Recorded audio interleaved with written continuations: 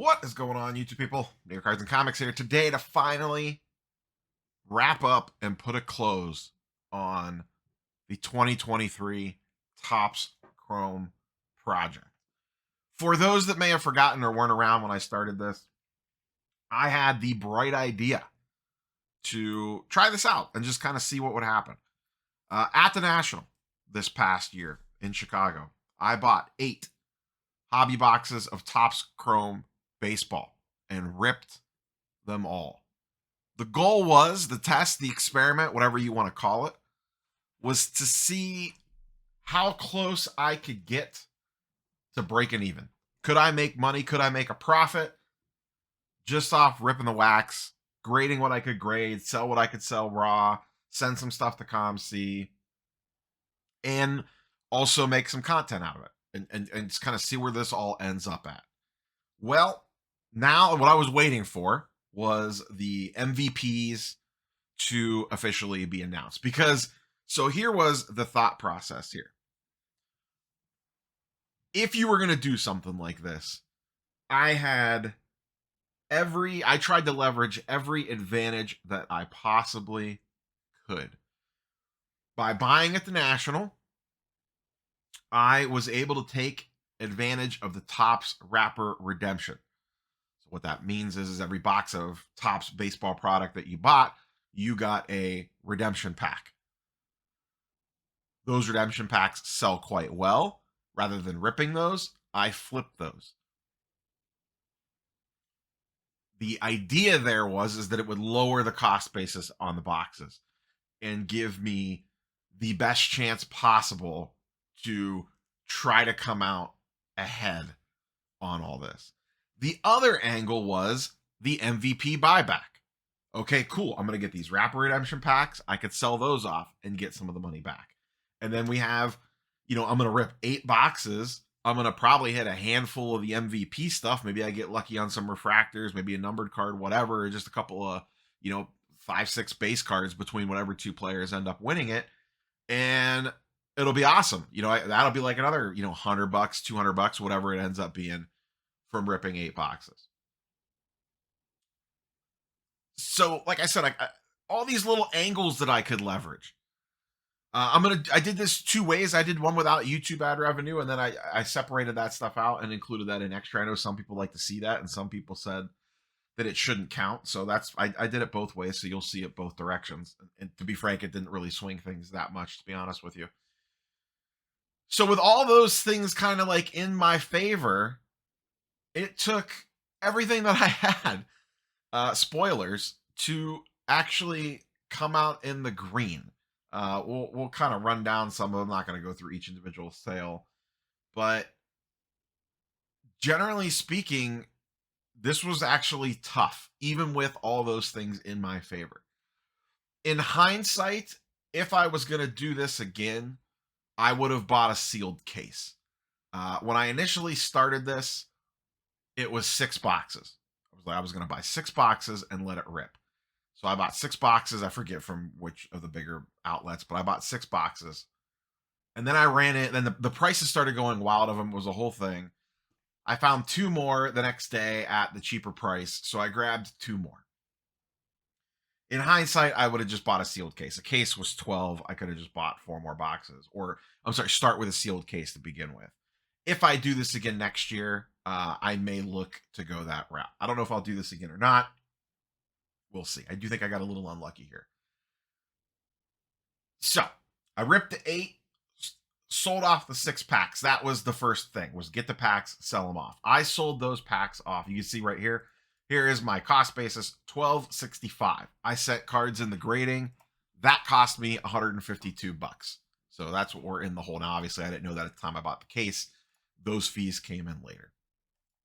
I sold the 8 wrapper redemption packs for $600. So right out the gate, I got $600 back in my pocket. I covered 50% of the cost, almost 50% of the cost, just off the wrapper redemption packs.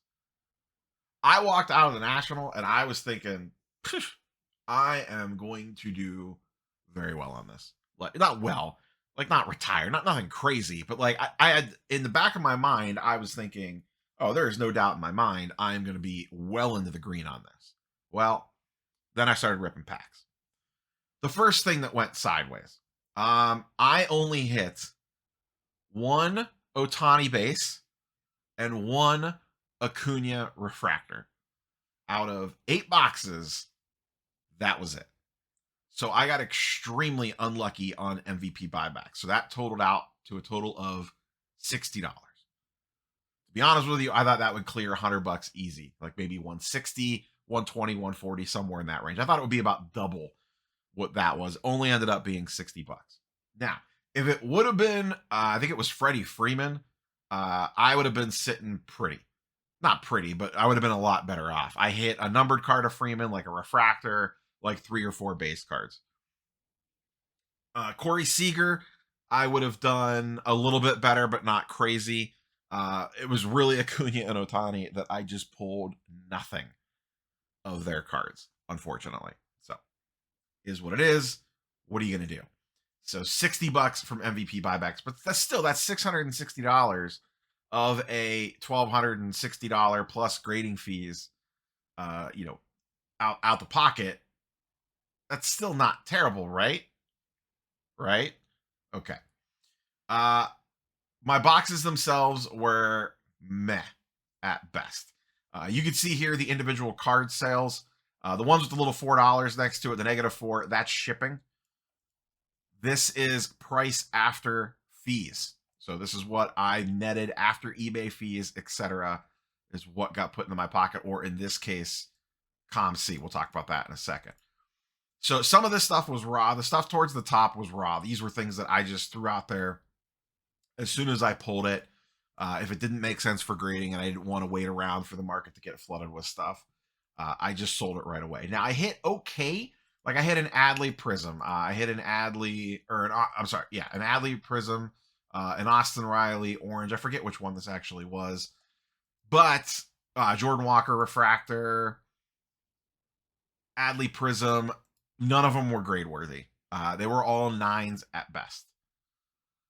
9s at best. They weren't like damaged. It was just like off-centered, top or bottom, left or right. So any of these would have helped this out quite a bit if they would have came back PSA 10s. But the fact that none of them were even gradable at all, I think held me down a little bit. ComC, I sent off about, I think I looked at the spreadsheet. It ended up being about 30 cards that I sold on ComC from this, which netted me out $80. That's after ComC's fees.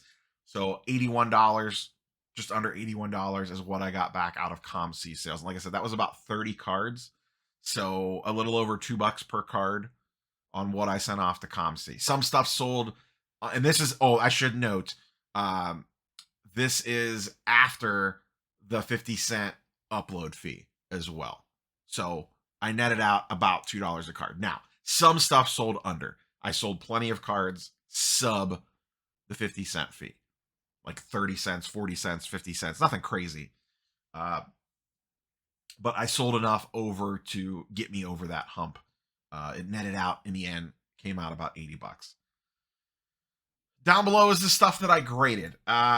Surprisingly enough, the 2 biggest cards that I pulled out of 8 boxes were 2 second-year Julio Rodriguez's. I pulled the short print, really nice looking card. That graded a PSA 10. I got 128 out of that after eBay fees.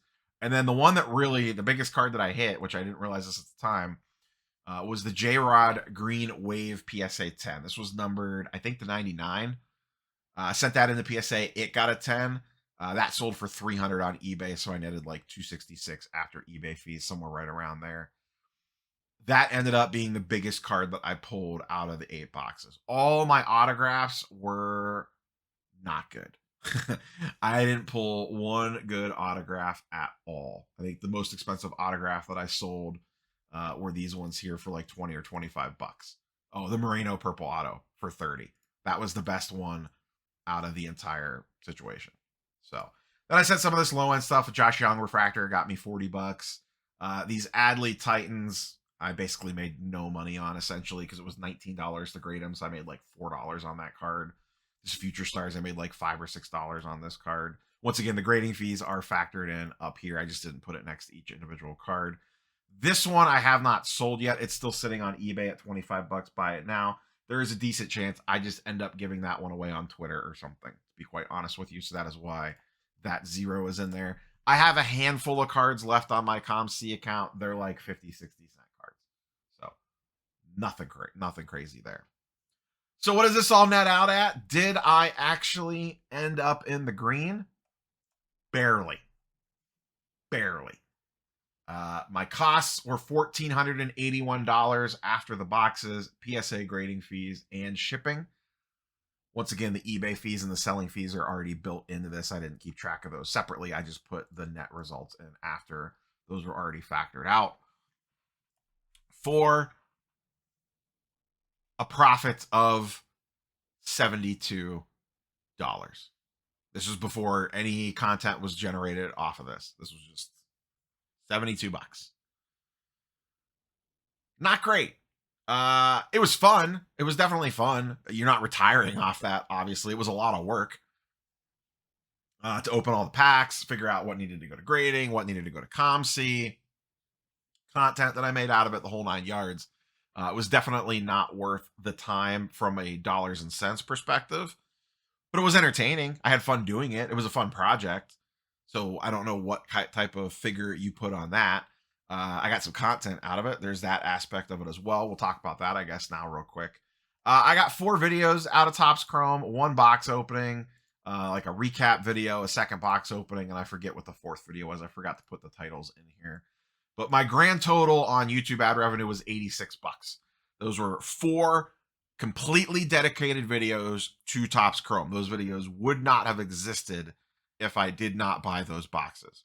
So I made $86.42 off those 4 videos, with the one coming in pretty light. The big difference here was this video was under 8 minutes long. For those of you that don't know, at 8 minutes, YouTube will insert mid-roll ads. So if the video is under 8 minutes, the ad only plays at the front and at the end of the video, potentially, depending on what the algorithm does.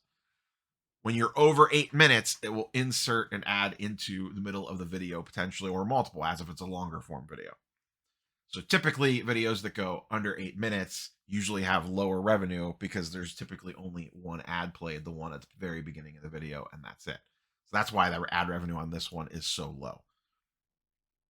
But netted out 86 bucks there, so basically doubled up what I got from the profit. So what does that net out to? About 150 bucks that I made on this entire project.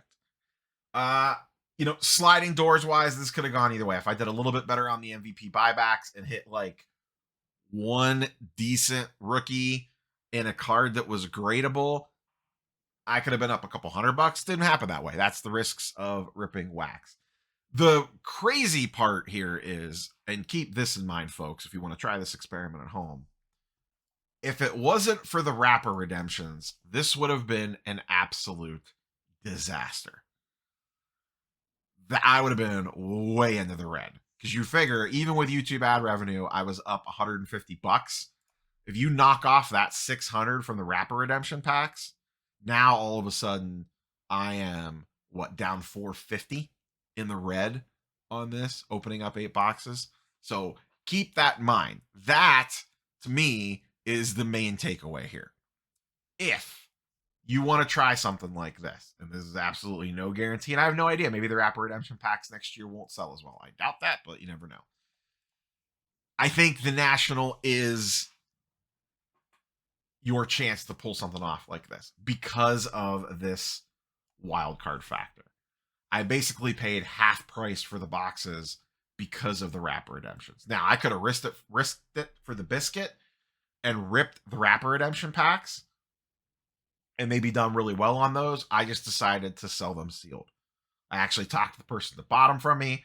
They opened them and they got smoked. They did not pull much of anything very good on them.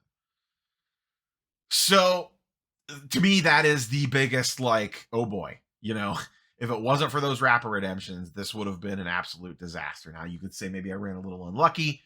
This is probably a fairly average box break, other than completely whiffing on autos, but even that is probably not that crazy. Will I try this again next year? It just depends. If Topps Chrome releases at the National again, I would consider it. It was fun. It was a fun experience ripping all those packs. I never really bought that much sealed wax all in one go and sat down and tried something like this. So I think it is an interesting experiment. I think I could probably get close to breaking even because of the Rapper Redemption stuff. I don't think you'll kill it unless you hit a monster, but the Rapper Redemption stuff really takes the sting out of this. And this is kind of just shows you the price of the wax and the stuff that we're getting out of it, unless you hit big, does not line up. And this is even with, leveraging grading, like I said, to try to maximize value as best that I could. Now, in some of these cases, it didn't work out, but like the Green Wave selling for $300 or $255, I would not have got that for that card if it was just raw. The SP, I made a little bit of extra cash on. Generally speaking here, other than a few cards, grading did not elevate me way above. Now, maybe I could have angled things a little bit differently, sent some stuff to SGC, got them back faster, and try to do stuff that way. I chose not to go that route. I went this route. It would have lowered my cost basis on grading on some of the stuff. Maybe I could try that with lower end stuff next year. I don't know. And next year will also be interesting because I will be on my home turf. I could rip at home. I had to wait I could have ripped a lot of this at the National and dropped off with SGC for $9 grading on some of the lower end stuff and seen if I could have leveraged that or not. It was a little bit trickier to rip 8 boxes of Topps Chrome in your hotel room. I didn't have all my supplies. I didn't have storage boxes to bring the cards back in. Whereas this year, with it being in Cleveland, I would potentially be able to pull that off. So that wraps this up. A lot of work. Spent a lot of time on this. Not I didn't spend 40 hours on this or anything crazy, but definitely spent some hours on this all told. It was fun. And in the net, I guess that's what really matters. I made a little bit of profit. I got some content out of it, but the overall experience was fun. It was fun trying to grind this out and see if we could get in the green. It was fun updating the spreadsheet every time I sold something or something happened to go in there and see how much closer we were getting to green. I knew it was going to be tricky after I opened the boxes and I saw what I pulled. I knew right then and there it was going to be a little bit tough. But so that's that. Curious for your thoughts and comments down below. God bless Rapper Redemption packs. Really bailing this one out. Once again, kind of keep that in mind here. If it wasn't for those, this will be a real mess. YouTube ad revenue didn't save me on this one. It helped a little bit, but not that much. It was really those Rapper Redemptions. So that's all I got. Catch you boys and girls on the next one. Peace.